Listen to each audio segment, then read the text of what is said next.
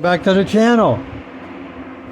So I had printed this off. This is for the Great A Body Buddy Build, which actually KRD and KDog, Kenny at KDog, started together. Two guys doing a buddy build, and then they were like, you know what, if anybody else wants to join in on the buddy build, you're welcome to do that. And it was a great idea. They wanted to use a Mopar A body. I don't know a lot about what that is, but from, it looks like dusters, and I know duster kits are popular right now. So I would imagine the Dodge Dart, maybe the Duster too. I'm not sure, but I thought, well, yeah, that'd be cool. I've known Kenny a long time, and he's always been a good guy. He's an amazing builder. He's far better than I am, especially when it comes to paint. But so I told him Kenny what I was going to build, and he said that sounded like a good idea. Go ahead, and that's what I did. So this is what I came up with, and I came up with this. So this is the Flashpoint Revell funny car. And then these decals are from the AMT, I think it is, Ford Bigfoot truck model, which I still have. I didn't use any parts off the model. I only used the decals, and then put them on here, painted it blue, painted the wheels orange, and then I made this piece of track, Hot Wheels track, to set it on. But I've built this car many times. Especially when it was a cop-out when I was a kid. It's a simplistic kit, but that's a good thing because they're not hard to build. Anybody could build this kit. I mean, I just can't see any issue with it. And then it does have, of course, an engine, which is a 426 Hemi, which it should have. It's a Mopar. And then I painted the body, and I used silver paint. These parts here would be silver. Of course, this whole body would be fiberglass in real life. And then I painted the bumper silver on the back. And then all the decals are out of the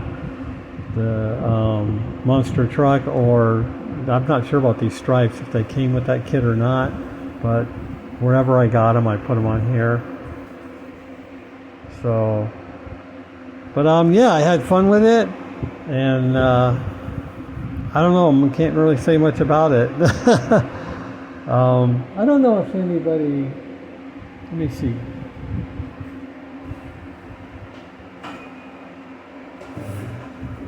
Before I go, I mentioned the tip. I don't know if I mentioned this before. I probably have. But when I know a lot of people, all modelers, we all use sheet plastic. And generally when you need sheet plastic, you're going to go to probably a hobby store or wherever. I don't know if Hobby Lobby sells it or not, but you're going to get Evergreen or Plastruct or something like that, usually Evergreen.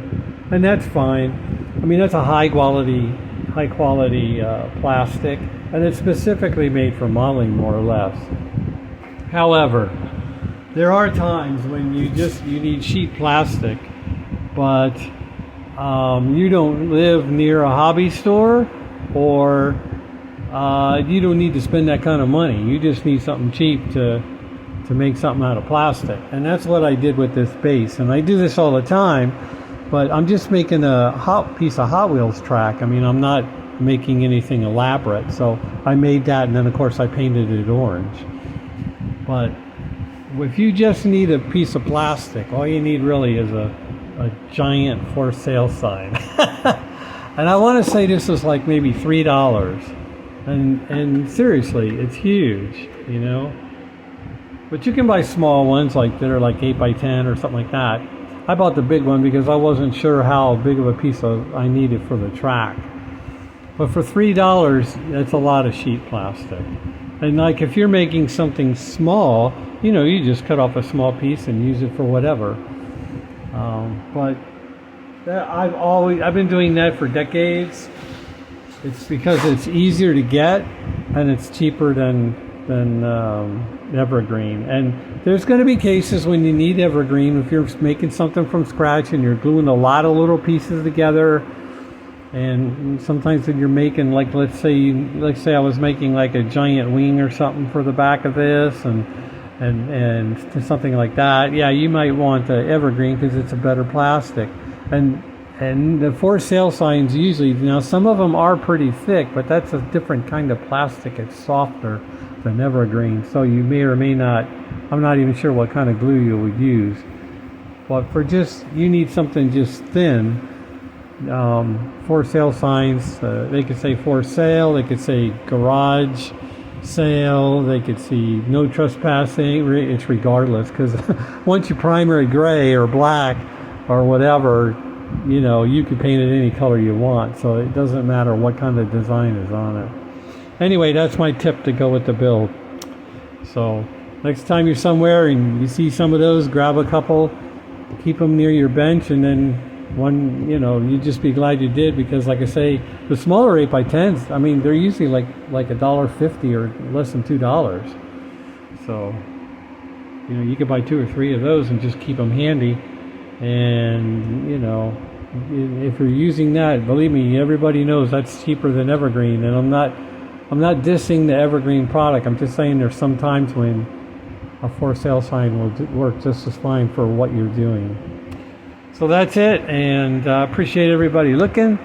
If you want to hit the subscribe or the thumbs up and leave a comment for me, I read them all. And I appreciate everybody hanging out with me. So we'll catch you later.